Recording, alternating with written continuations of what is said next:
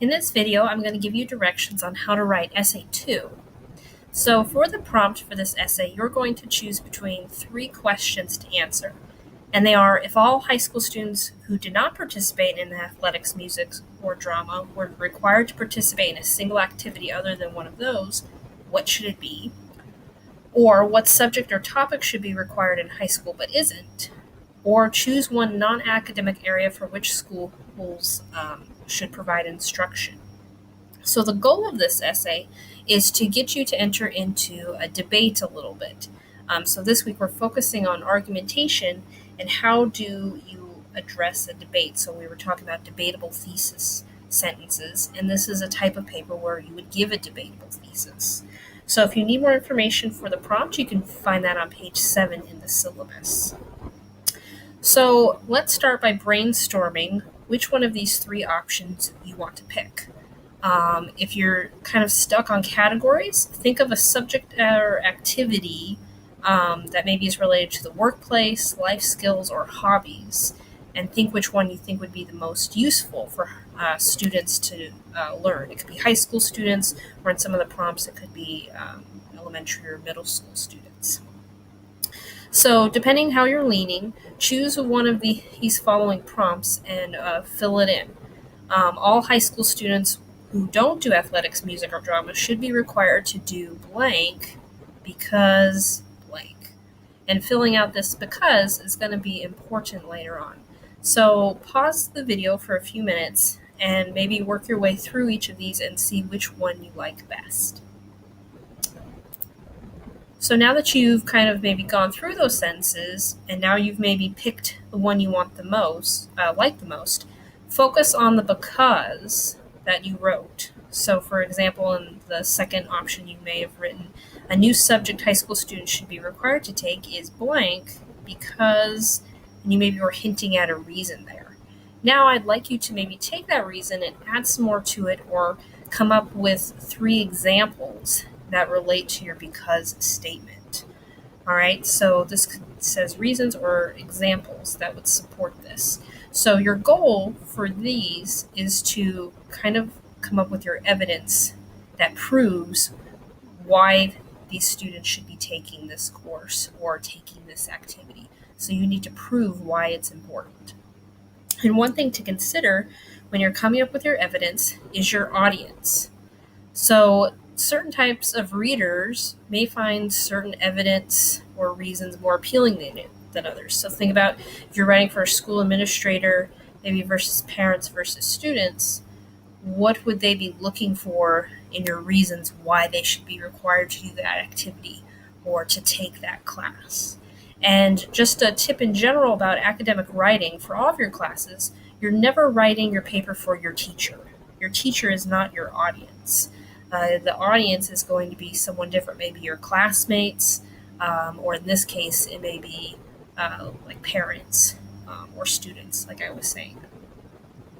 So pause the video for a while, come up with your reasons, and when you are done, come back. So now that you have your reasons, you can start outlining your essay. And remember that all academic essays have at least 3 parts. They have an introduction, body paragraphs, and a conclusion.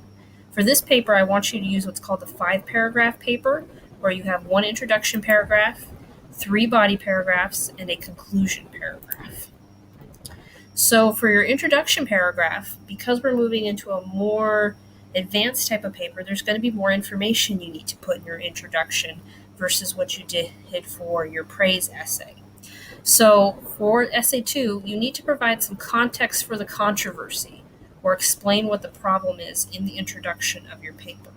So make it clear what needs to be fixed. Why does this course or activity need to be added to the school curriculum?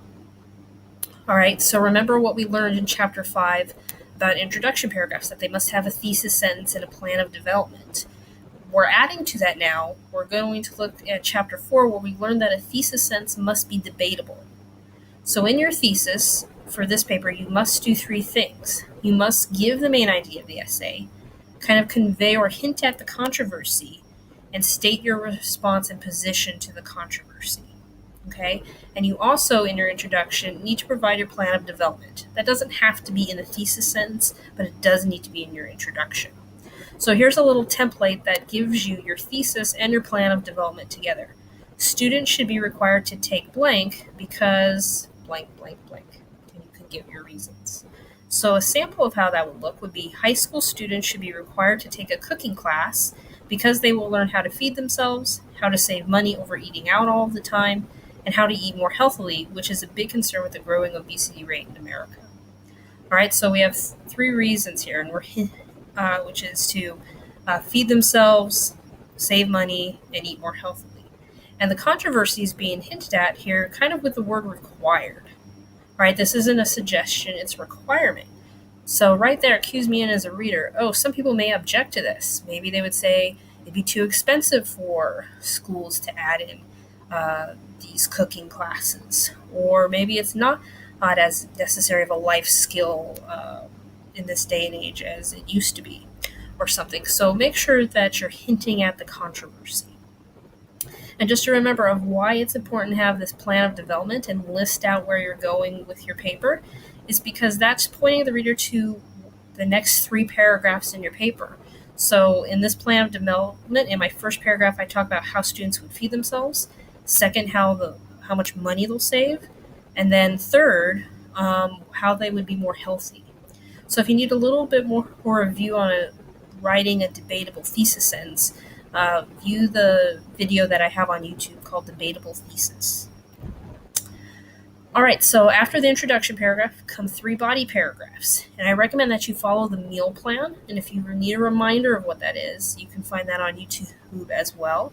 But you must have a main idea, you must have an example in your body paragraph, and you need to explain how that example relates to the thesis and explain to the reader what it is you want them to notice about the sentence. So make sure you focus on an idea, you provide an example, you have a topic sentence, and you explain how everything in that paragraph relates to the thesis. So then lastly, you have the conclusion of your paper, which is the last paragraph. And just the cardinal rule of the conclusion is you never introduce new information. Instead, you want to go back and focus on what is the most important idea or takeaway that you want your reader to remember from your paper. All right, and lastly, a couple finishing points for this paper. Read through it and add transition words to your paragraph to help it flow. Make sure and proofread for spelling and punctuation. We've learned how to fix comma splices, run-ons, fragments, and with this week, how to use proper pronouns. So make sure that you are looking carefully for those things because I will be weighing those a little more heavily when I give the grammar grade. And a tip for catching proofreading mistakes is basically read your paper out loud. That helps you slow down and find those errors. And then lastly, review your APA formatting, as some of you messed up with that last week. And then something new for our paper this week, and this is very important. You must include this. This is a part of your rubric and 5% of your essay grade.